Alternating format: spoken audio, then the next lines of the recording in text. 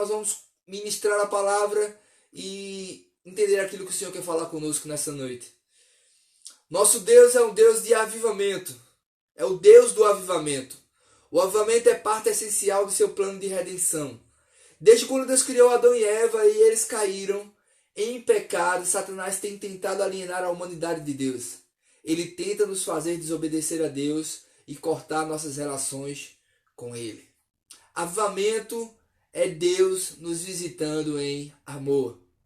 Deus é um Deus que redime, abençoa e aviva, amém? Por quê? Porque Deus é amor. Nisto está o amor. Não fomos nós que amamos a Deus, mas foi Ele quem nos amou. Nós amamos porque Ele nos amou primeiro. Está lá em 1 de João, capítulo 4, versículo 19. De uma perspectiva, o avivamento é a manifestação de Deus a seu povo, convencendo por seu maravilhoso poder e infinita santidade. De outra perspectiva, o avivamento é Deus estendendo os braços de amor e recusando-se a desistir de nós. Então o avivamento é Deus insistindo comigo e com você, é Deus insistindo com a sua igreja, é Deus insistindo com o seu povo, é Deus olhando para nós e dizendo, não posso, eu não quero, eu não vou deixar eles só, mas eu vou insistir com eles e eu vou criar meios para trazer eles de volta para mim, porque eu os amei, porque eu os amo e porque eu sempre os amarei.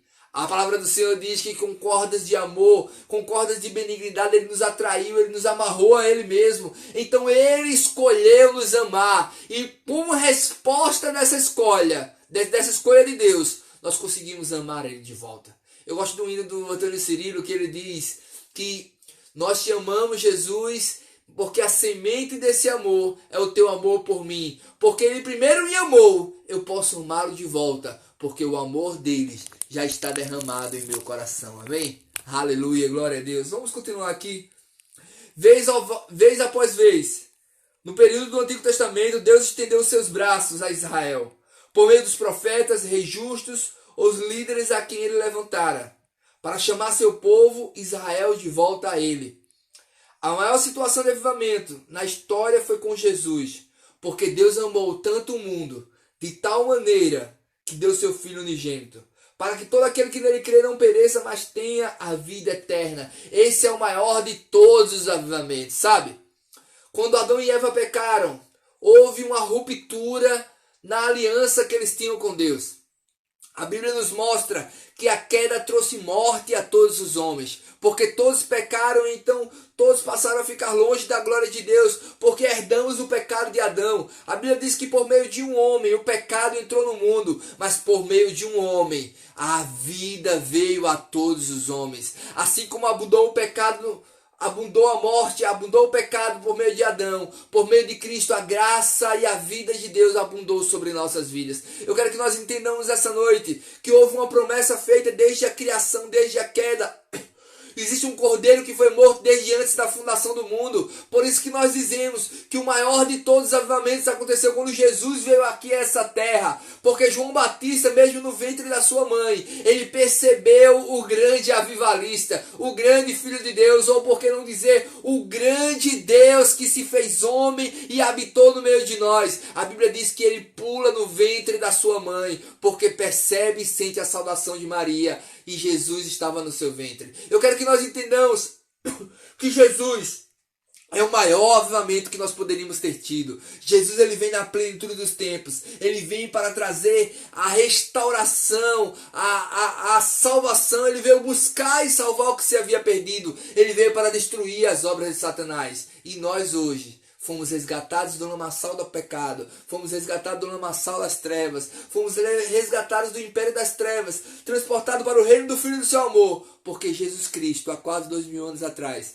Ele veio, Ele nasceu, Ele cresceu, Ele morreu na cruz e Ele ressuscitou ao terceiro dia para dar vida a mim e a você. Para que nós tenhamos vida e tenhamos vida em abundância. Amém? Deus é bom demais. Glória a Deus. Vem comigo nessa leitura. Deus seguiu o ministério de Jesus com um poderoso avivamento de Pentecostes, em que Cristo fundou sua igreja neotestamentária. A igreja nasceu do fogo do avivamento. É da natureza da igreja experimentar avivamento mediante o Espírito Santo de Deus. Então nós como igreja precisamos entender que faz parte da nossa natureza. A igreja ela nasceu de maneira gloriosa. A igreja nasceu em Atos capítulo 2, de maneira gloriosa, com a descida do Espírito Santo, com línguas repartidas como que de fogo, com poder se manifestando e a unção do Senhor no meio dos apóstolos, no meio dos irmãos. Isso é a forma em que a igreja deve viver, debaixo do poder e da glória de Deus, debaixo do avivamento do Senhor. Amém? Aleluia. Deus entende, Deus ama, Deus provê resposta. Chame-o de renovação, revitalização, chame-o do que quiser. Deus planeja o ministério do Espírito Santo para suprir essa nossa grande necessidade. Todos nós precisamos repetidamente do toque renovador de Deus. Mas há tempos especiais em que a igreja carece de avivamento, de forma singularmente urgente. Creio que hoje precisamos desesperadamente de avivamento. Amém? Então o autor ele vai dizer para a gente, hoje nós precisamos desesperadamente de avivamento. Durante a história muitos avivamentos aconteceram. Muitos homens foram levantados. Mas hoje, nós como igreja precisamos de avivamento. Precisamos da glória de Deus se manifestando sobre nossas vidas. Precisamos clamar por esse avivamento. Mas a grande questão é que nós queremos frisar nessa noite. Nós vamos ter avivamento ou nós vamos ter juízo? Nós não pretendemos nos demorar, não pretendemos nos prolongar, mas de forma sucinta e objetiva nós queremos falar sobre isso. Avivamento ou juízo? Nós precisamos entender que o avivamento de Deus, a glória de Deus sobre nossas vidas, vai trazer um peso, uma responsabilidade maior na resposta que nós damos. Em uma época de avivamento, não nos será permitido permanecer da mesma maneira, sabe? Eu não sei se você conhece, se você leu, se você ouviu falar, que lá em Atos, em um período de um grande avivamento, esse período que nós estamos falando que a igreja nasceu, um casal chamado Ananias e Safira, eles acordaram em mentir a Deus e mentir aos apóstolos, venderam um terreno por um valor e dizendo que venderam por outro valor para reter parte do dinheiro. E o apóstolo Pedro diz, porque mentiste ao Espírito Santo, o terreno era teu, o dinheiro era teu, tu poderias ficar com tudo se quisesses, mas porque não mentiste a Deus, tu morrerás neste momento. Ananias morre, Safira morre, esse casal morre porque em uma época da presença de Deus manifesta, em uma época de avivamento, eles achavam que podiam continuar vivendo da mesma maneira. Eu quero dizer para você que Deus te convoca ao arrependimento. Deus me convoca ao arrependimento, porque não há de se admitir que vivamos da mesma maneira, dizendo que estamos vivendo em avivamento, que temos a presença de Deus, que somos de Deus, sendo que a característica de Cristo não seja refletida em nosso rosto. Você precisa mudar de vida, eu preciso mudar de vida. Nós precisamos ter uma resposta ao chamado, ao arrependimento de Deus. Eu quero ler um texto bíblico com você. 1 Coríntios capítulo 5, versículo 9 ao 13. 1 Coríntios capítulo 5, 9 ao 13. Aleluia. Glória a Deus. 1 Coríntios capítulo 5, versículo 9. Vai chegar. Diz a palavra do Senhor.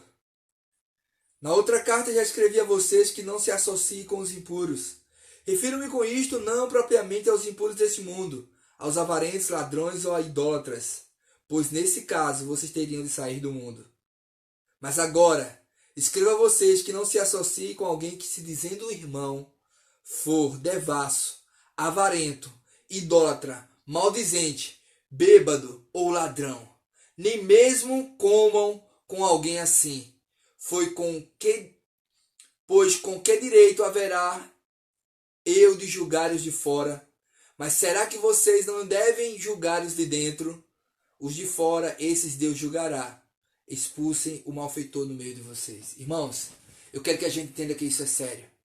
O apóstolo Paulo diz que com aqueles que se dizem irmãos, aqueles que se dizem cristãos, essas pessoas precisam se arrepender urgente. Sabe por quê? Porque a Bíblia diz que se eles se dizem irmão, mas se forem beberrãos, se forem ladrões, se forem idólatras, se forem impuros, se forem fornicadores, se forem adúlteros, se eles se dizem crentes, e vive dessa maneira, nós não devemos falar com eles, não devemos sentar com eles, nós não devemos comer com eles, mas eles precisam sentir que precisam se arrepender, porque se eles não se arrependerem, eles morrerão em seus pecados e sofrerão a culpa dos seus pecados. Sabe de uma coisa, irmãos?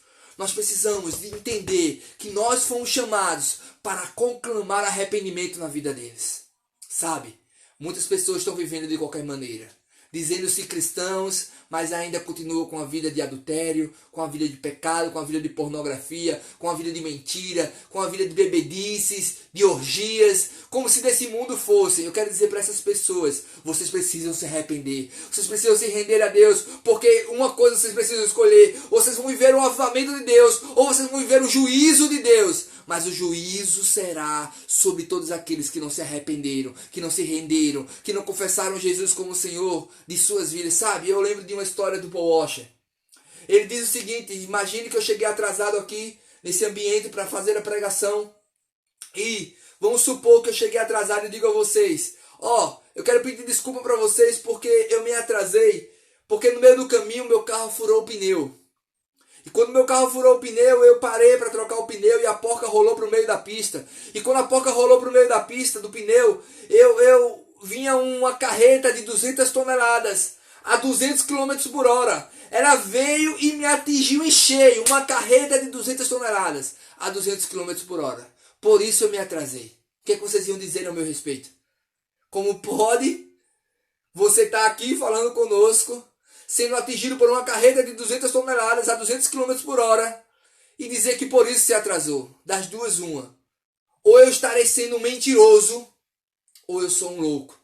Porque é impossível alguém ser atingido por um veículo tão potente, numa velocidade tão grande, e permanecer da mesma forma, e permanecer do mesmo estado. Essa é a grande verdade. Ou eu sou um mentiroso, ou eu sou um louco. Agora eu te pergunto, como pode você dizer que teve um encontro com Cristo, que conheceu Jesus, que teve a vida tocada por Ele, e permanece ainda em seus pecados? Como você pode ser alcançado e atingido por algo tão potente, tão maravilhoso e tão grandioso, e permanecer no mesmo estado? Ou você é um mentiroso, ou você é um louco. Se Jesus entrou na sua vida e não mudou a sua vida, é porque você está mentindo, é porque você está talvez tendo um delírio de loucura. Mas agora eu quero dizer para você, você é conclamado a deixar Jesus entrar na sua vida e ter um impacto glorioso na sua vida, de maneira que a sua vida seja de fato transformada e as pessoas que te cercam possam ver Cristo em você.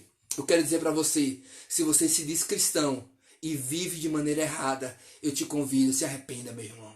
Se arrependa, meu irmão, se renda a Cristo, deixa Ele transformar a sua vida, deixa Ele mudar o seu coração, deixa Ele trazer avivamento sobre a sua vida, porque das duas uma: ou o avivamento virá sobre a sua vida, ou o juízo virá sobre a sua vida para a condenação. Mas eu quero que você entenda, Deus, Ele quer trazer avivamento, bênção, Ele quer nos trazer para Ele mesmo, e não quer que nós permaneçamos longe dEle. Aleluia. Aí Lucas capítulo 13 fala sobre a necessidade de arrependimento. Eu vou ler só mais esse texto, para a gente chegar na fase final da leitura do livro e conclusão dessa live, que é curta mesmo. Lucas capítulo 13 é um chamado ao arrependimento. Lucas capítulo 13, versículo 1, diz a palavra do Senhor: naquela mesma ocasião estavam ali algumas pessoas que falaram para Jesus a respeito dos galileus cujo sangue Pilatos havia misturado com os sacrifícios que o mesmo realizavam. Então Jesus lhes disse: vocês pensam que esses galileus eram mais pecadores do que todos os outros galileus por terem parecido essas coisas? Digo a vocês que não eram. Se, porém, não se arrependerem, todos vocês também perecerão.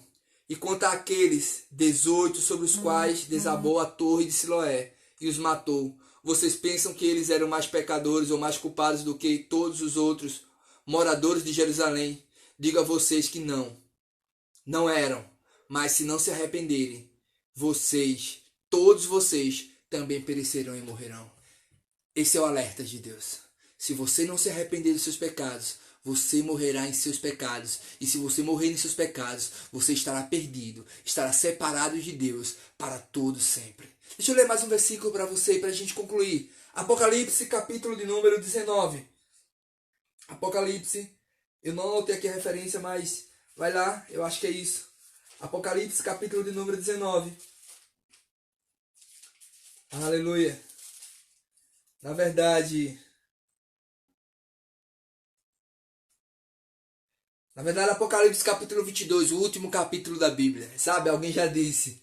Eu li o último capítulo da Bíblia, eu li o final da história e eu vi que no final vai dar certo. Vai dar certo para aqueles que creram em Jesus e tiveram seu nome escrito no livro da vida e vão se encontrar com Jesus nas alturas. Preste atenção.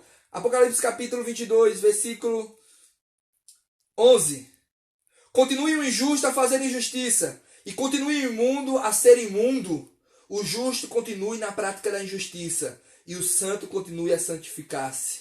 Eis que venho sem demora, e comigo está a recompensa que tenho para dar a cada um segundo as suas obras. Eu sou o Alfa e o Ômega, o primeiro e o último, o princípio e o fim. Amém? Eu não sei que tipo de pessoa você é. Se você está vivendo como injusto e como imundo, ou se você está vivendo como justo e como santo. Mas eu quero dizer para você, escolha que tipo de pessoa, que resposta você quer dar. De injustiça ou de imundice.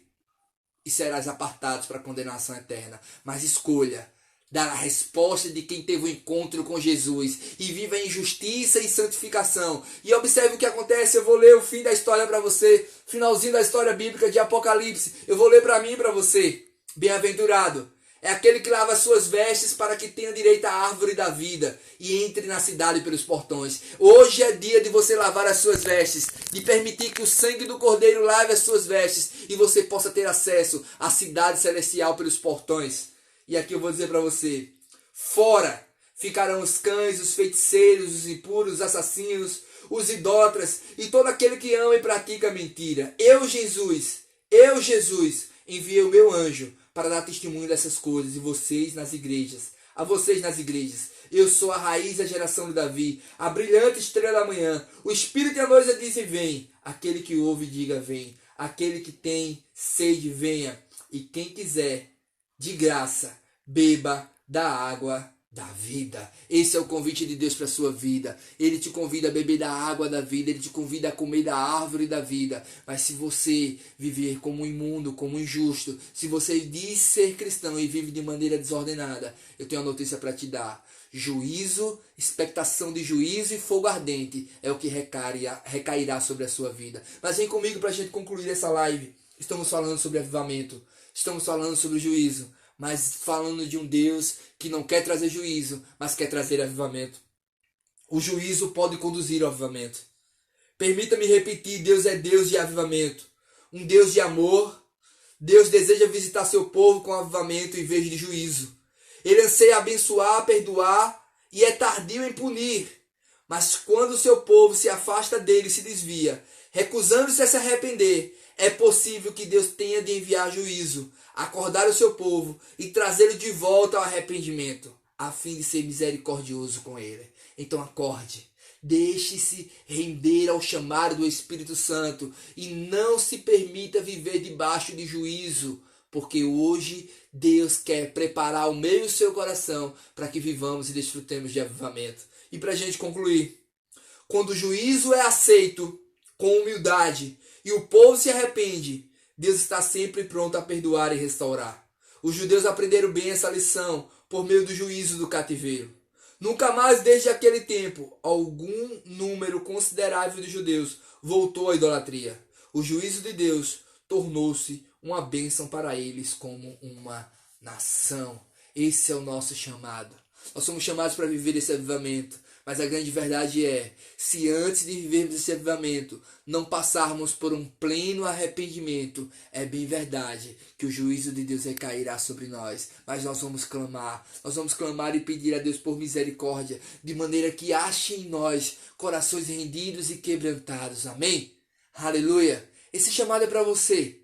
Se você conhece um irmão, alguém que se diz cristão, que anda de forma desordenada, você foi chamado por Deus para chegar nesse irmão e dizer, irmão, se arrepende, irmão. Está errado esse caminho. Você precisa se arrepender, você precisa mudar de vida. Se esse irmão não se arrepender, chama outro irmão e vai até ele e diz, ei, irmão, Essa conduta tua está errada. Adultério é pecado, mentira é pecado, roubar é pecado, estelionarismo é pecado. Aquilo que ele está fazendo de errado, você vai chamar outro irmão e corrigir ele em amor. Em nome de Jesus, meu irmão, deixa eu te ajudar. Sai dessa vida, sai da maconha, sai das drogas, sai da bebida. A Bíblia diz que bebedice é pecado, que aqueles que vivem bebedice ficarão de fora. Chama esse irmão em amor, ora por ele. Chama outro irmão, conversa com ele. E se esse irmão de forma obstinada não quiser se render, não quiser aceitar essa repreensão, chama a liderança da igreja, informa e vai com esses irmãos em amor, cheio de graça, cheio de amor. Abraça esse irmão que está em pecado e diz: ei, irmão, você precisa mudar de vida, você precisa se arrepender. Nós estamos aqui para te ajudar, nós estamos aqui para te incentivar a fazer a coisa certa. E se esse irmão não quiser se arrepender, esse irmão tem que ser expulso da igreja, para que ele seja julgado lá fora, porque Deus julgará os de fora. E nós, como igreja, precisamos julgar os de dentro. Para de julgar o mundo, para de julgar o ímpio, para de julgar aquele que não tem Jesus, para de julgar aquele que ainda não é cristão. Comece a julgar os de dentro, para que o juízo de Deus, começando por os de dentro, depois possa alcançar os de fora, e que nós possamos estar preparados para viver o grande avivamento de Deus. Amém? Eu quero orar nessa hora com você. Quero clamar a Deus, depois eu vou dar uma olhada nos comentários.